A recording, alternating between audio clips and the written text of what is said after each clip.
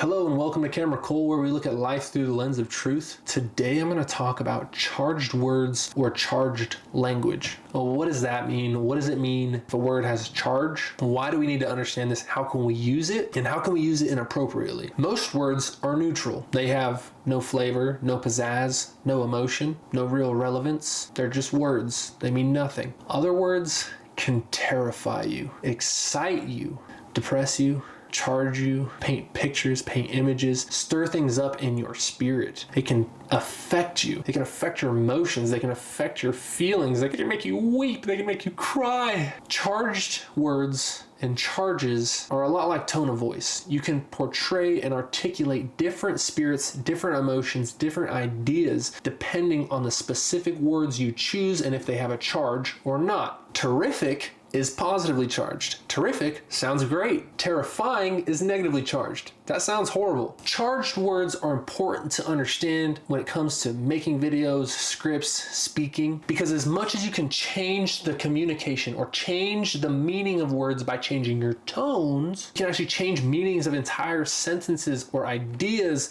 spiritually by choosing specific words, including specific words, or omitting specific words. Charged vocabulary can be best portrayed by the news. They use a lot of really negative words, negative news to terrify, stress, and tweak people out so that they can get you to invest emotionally. If you're stressed out, you're engaged. If you're worried about how a story ends, you stay tuned for the end of the story. If they can generate worry, they can hold your attention and take your time. I personally don't watch the news because they really mess with your emotions and they really mess with your spirit. We can do the same thing with how we communicate to people, and we do. We tell stories with different spins from our perspective to get the audience on the other end of that story to lean in our favor or land on the same conclusion we landed on. We can really manipulate the information we present by using charged words, charged vocabulary, or charged tones in our voices. The best way to reach people, the best way to connect with people, and the best way to motivate people to do something with you or for you is to be transparent, to be honest, and to provide value for them. If I want you to come do manual labor with me and I get you to do it for money, you get the value of money.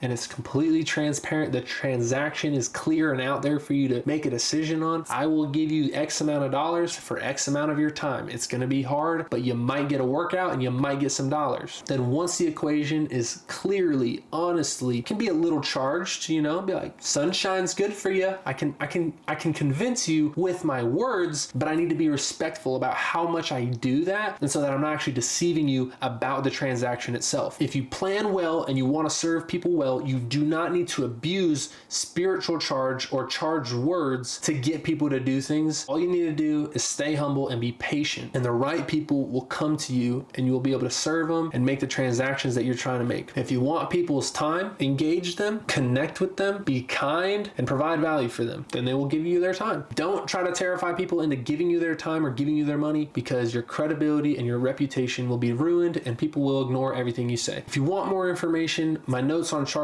words are below. Thank you for your time talking about charged words through the lens of truth. This is Charged Words with Camera Cole.